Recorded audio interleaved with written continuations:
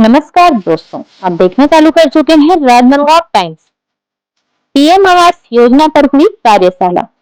शहर के नगर निगम राजनांदगांव में प्रधानमंत्री आवास योजना पर एक कार्यशाला आयोजित की गई।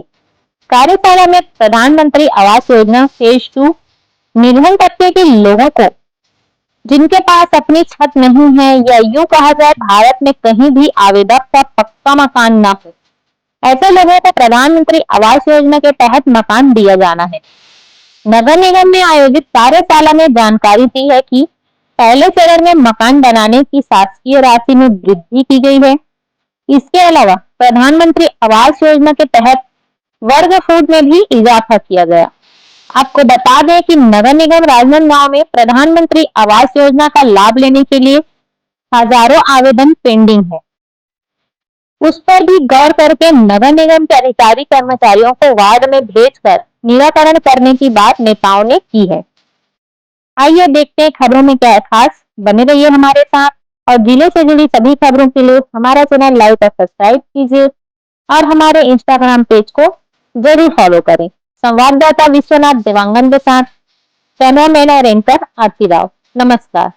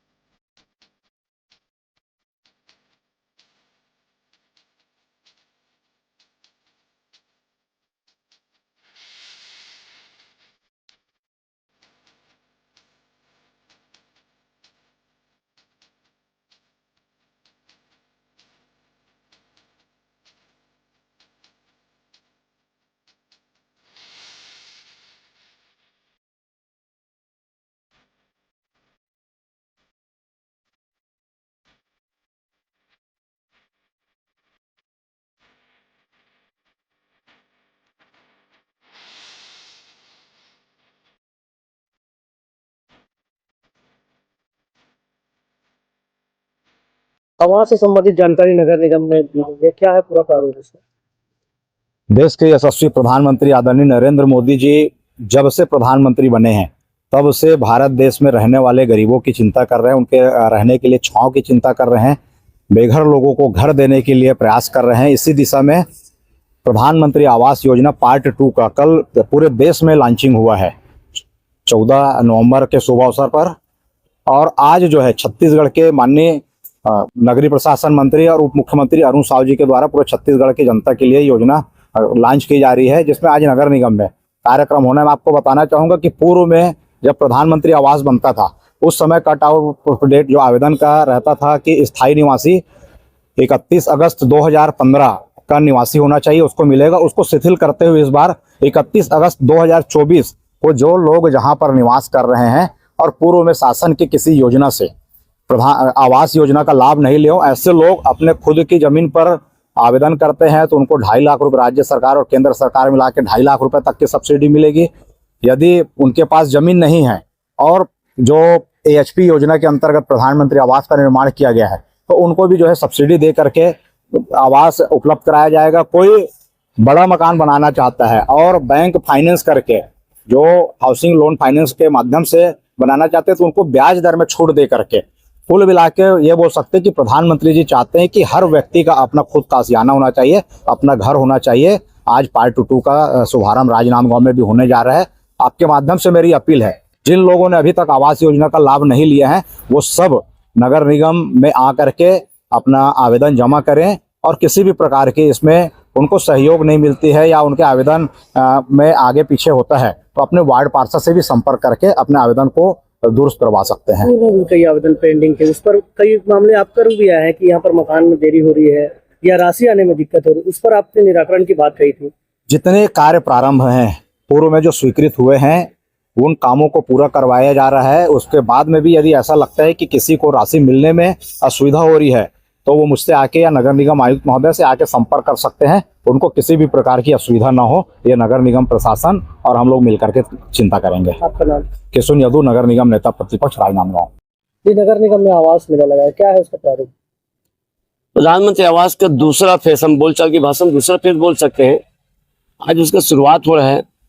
और आज से ही सभी वार्डों में अलग अलग जगहों पे भी निगम के अधिकारी कर्मचारी जाके उन हितग्राही जिन्होंने प्रधानमंत्री आवास का जरूरतमंद है, कई साल 2 साल से फॉर्म भरे हैं पर आज तक नहीं निकल पाए, इन सभी हितग्राहियों को वार्डों में जाकर ऑनलाइन से इनको जोड़ेंगे। और जिस प्रकार देश के प्रधानमंत्री का सपना था कि हर गरीब का एक पक्का मकान हो, तो इस दूसरा फेज में बहुत सी संशोधन किया गया है। जैसे पहले जो मकान का दायरा था वो 300-350 वर्ग फीट था, अब इस बार 450 कर दिए गए। इस बार पैसे का रेशो भी बढ़ाया गया है। इस बार पिछले बार जो 2015 के निवासरत है उनको इसमें पात्रता था, इस बार उसको सुधारते हुए 2023 के निवासरत प्रमाण पत्र दिखाएगा तो उसको भी पात्रता मिलेगी। इस बार बहुत सी संशोधन गरीबों को लिखेगा। और ये जो आवास है ये सचमुच में सभी गरीबों को लाभ मिलेगा। और जिस प्रकार उनका सोच था देश के प्रधानमंत्री का, वो सटीक बैठ रहा है कि दूसरा जो फेस है उन गरीबों के लिए है कि अब ये तत्काल वार्डों में सर्वे करके ऑनलाइन करेंगे और तत्काल पात्रता श्रेणी में आएंगे और बहुत जल्दी उनका मकान बनना भी चालू होगा। नगर निगम में कई आवेदन लंबे समय से पेंडिंग पर, उस पर किस तरह निराकरण करेंगे? नहीं, हम सभी हितग्राही से निवेदन कर रहे हैं, अपील भी कर रहे हैं और लगातार मुनियादी भी हो रहा है नगर निगम से कि जिसने पहले फार्म जमा किया 2 साल पहले, वो चाहे तो इस योजना में शामिल होने के लिए फिर से फार्म वार्डों में ही दे सकते हैं। ऑनलाइन पद्धति से तत्काल ऑनलाइन क्या है उनको लाभ मिलेगा। उनको बता भी रहे जो 2 साल से निगम का चक्कर काट रहे हैं, निगम में अभी तक नया लिस्ट नहीं निकला है, इसका इंतजार कई लोग कर रहे हैं, पर उनको इस योजना का लाभ तत्काल मिलेगा। ये देश के प्रधानमंत्री की सोच है। और आज ये योजना चालू होने से सचमुच में सबका चेहरे में खुशी भी आया है।